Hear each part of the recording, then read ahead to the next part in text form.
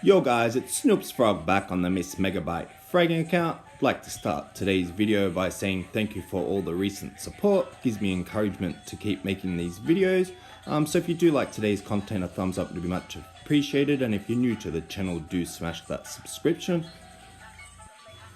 Today we're going to be talking our princess Lollypop. Well, she can't be our queen because Cactarina's our queen. So yeah, without further ado guys, let's get into Lollypop's stats.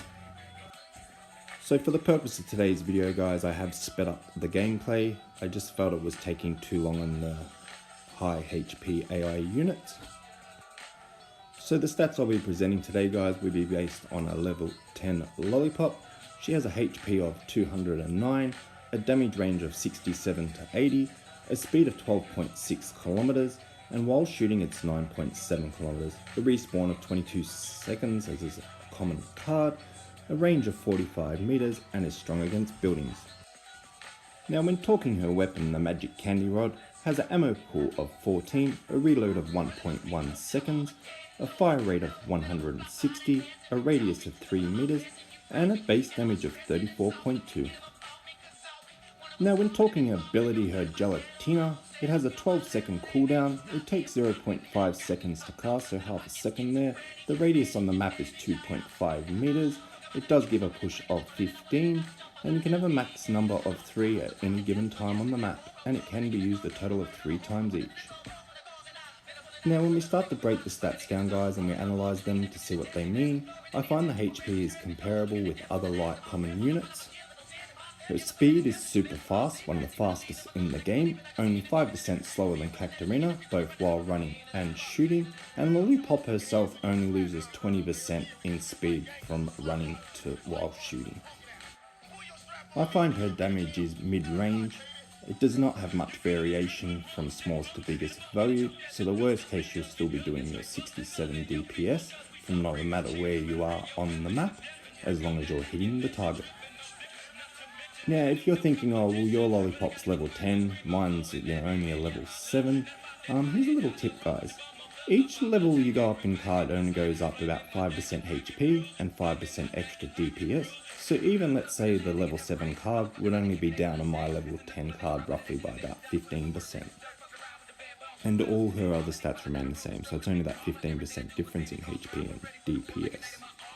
I think her range of 45 meters is more than fair, as you get such a high base damage, and I like the fact that she's strong against buildings, as it gives that extra DPS if you decide to AI attack their bunker.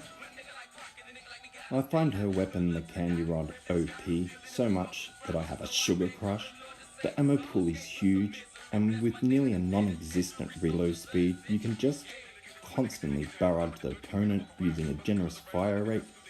And when you add this to the margin of error when you're talking the radius, your shots start to really stack up the overall DPS, as the base damage has very little variation, only 20% difference from smallest to biggest in base damage value.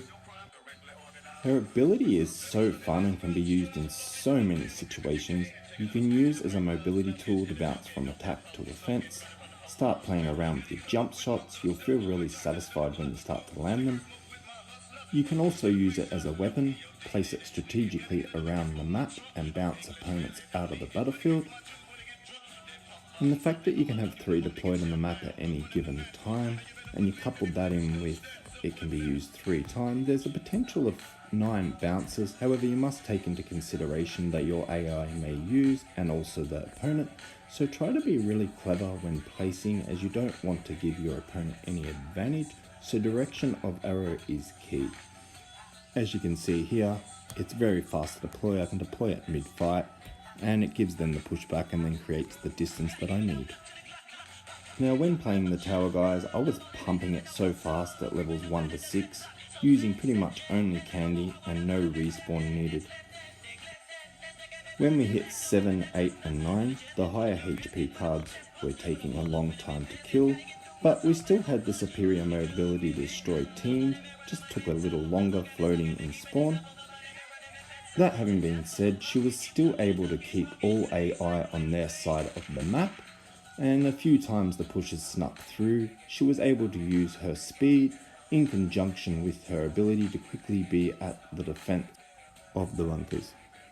So her mobility is really superior. The fact that I was able to bounce back to defense and take out the AI team before they even really land damage on my bunker, I'm not really losing score at all. The only score I'm really losing is when they take out my AI units, but playing Lolly itself I'm not actually dying or losing.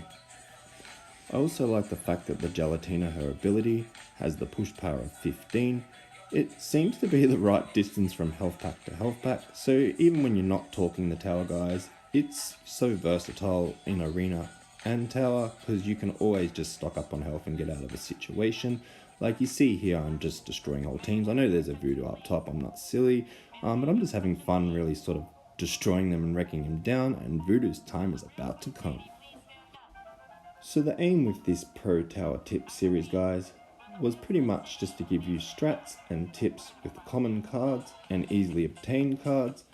That way you can make light work of the tower because the rewards are really good. Like it might only seem like it's a few, epic cards, a few rare cards, but you try and jump on and do that tower every day and they really start to add up. I know myself, I've got lucky with a few Lucha chests and now I'm really close to going to the next level with Lucha. So the tower is really important guys if you're a free to play player.